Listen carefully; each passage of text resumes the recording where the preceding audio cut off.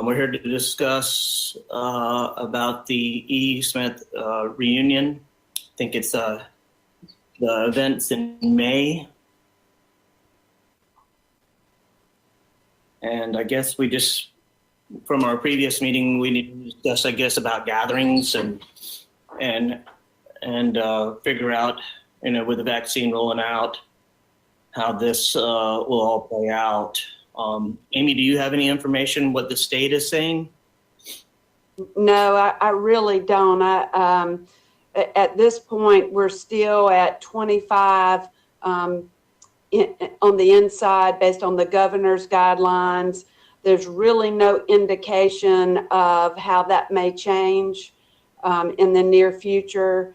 It's very difficult to predict. I think one thing that is clear, most organizations that we are a part of are still doing virtual type conferences and things like that, at least through the end of the spring and early summer.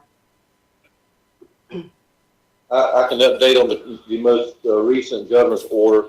As Amy said, that's still in place. There's still limits. The limits have been increased, but somewhat, but without them having announced what they were doing. I can't address specifically what, but anything, even in a very large venue, an outside gathering, anything still must be seated.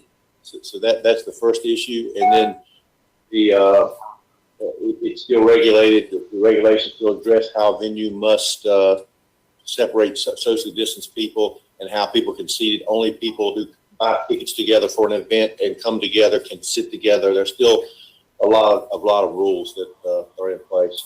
And there's, as Amy said, there's no indication right now as to when this is going to be released. There's further changes to be made. As Amy said, the National Association of Counties, which is a large national convention that's been going on for decades, it has been really canceled for July.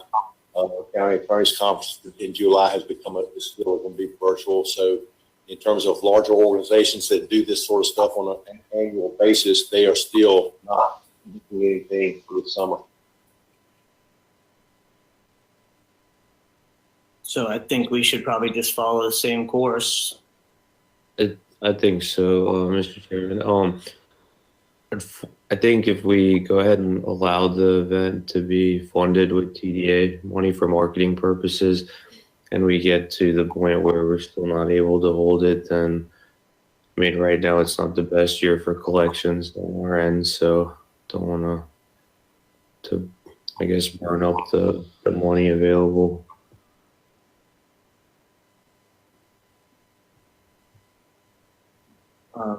Harry, any thoughts? I mean, I guess my thought is the same, because we don't want to be the first ones for them to be out there and then COVID strikes. That just wouldn't be a good look. So I think we just need to just hold tight and they could try again next year. Okay. So do we need a motion to, I guess, not to approve? I'll make a motion, Vivek, that due to the ongoing pandemic and the risk associated with it, that we not fund this agreement this year. And can I get a second? I'll second.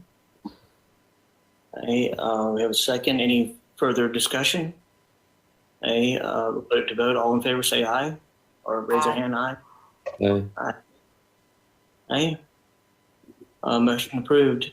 I guess that's it. And any further business? Amy, I did send out, I did talk to Jimmy a little bit more after our meeting regarding house rules.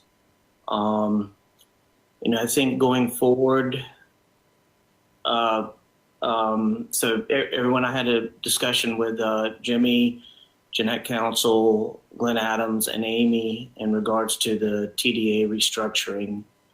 And, I don't know, probably in the next meeting, we probably need to sit down and discuss it together and figure out what's the best way. Sorry. Sorry. Got a 80-pound German Shepherd laying on the couch over here. But you know, how to restructure it? How does it go through the state? You know, there's a method that in-house rules that suggested that TDA be taken down to 1/3 hotel representation, and then I guess 2/3 to be represented with people that are representing tourism for the community. That doesn't have to be followed, but it's something that we need to think about. Some of the conversations is, you know, with TDA restructuring, it could give, you know, funding, and what we fund can be restructured, and the rules and the guidelines can change, and you know, something capital projects, not taking away from marketing, but some stuff could be that benefit the whole community, as well as the hotel industry. If we look at some of these capital projects, such as like ball fields and tournaments and stuff like that, that actually brings ROI to the community. So it's something to consider. But I think the board should be, you know, everybody should feel comfortable and with the restructure, and then approach Amy and the county how to put it into the legislative statutes, if we choose to move that way.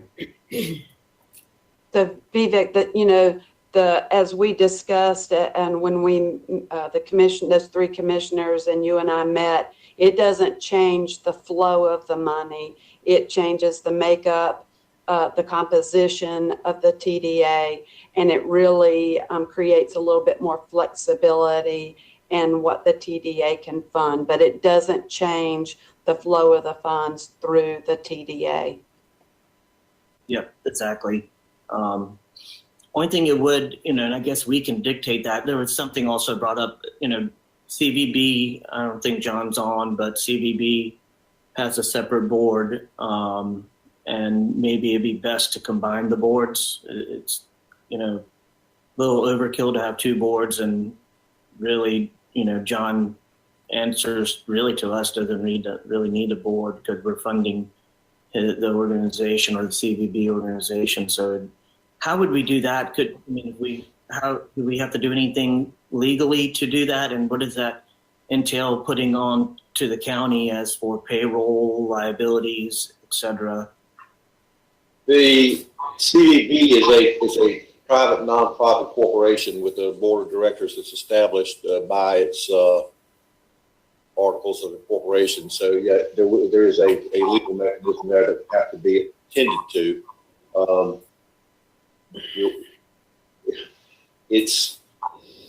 I think it was actually, the corporation was actually put together by the county. I mean, I have to go back and look at the old records on that.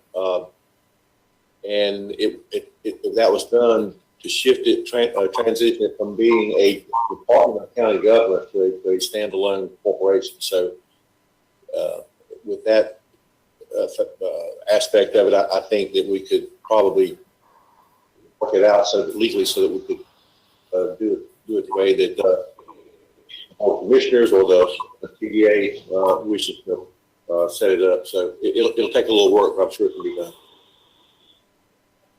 Okay, if we can do some research, and then, I mean, I'll talk to John, and I mean, I think he's on board to do that. I mean, to combine boards. I just want to do it the right way.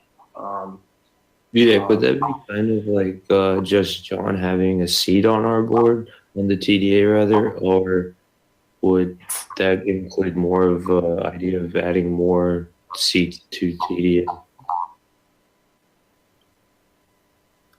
I think that's up to us to determine the seats. I don't think he would have a seat. He's a hired contractor.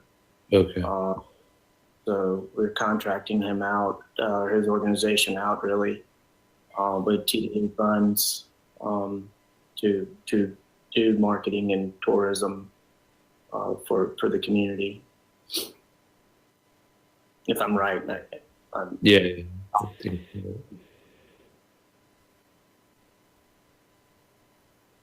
Well, it's just something to think about.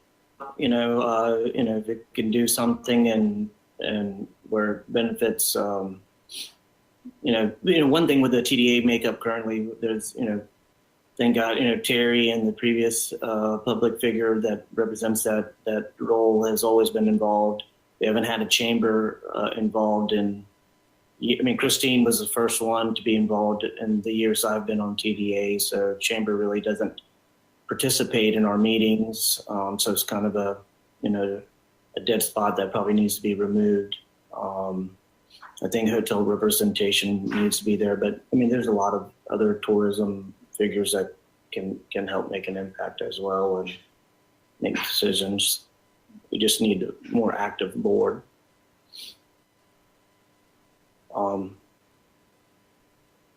Any questions? If I can get a motion to adjourn. Second. So move it. Okay, great. Thank you all. You all have a good day. Have a good day. Have a good one.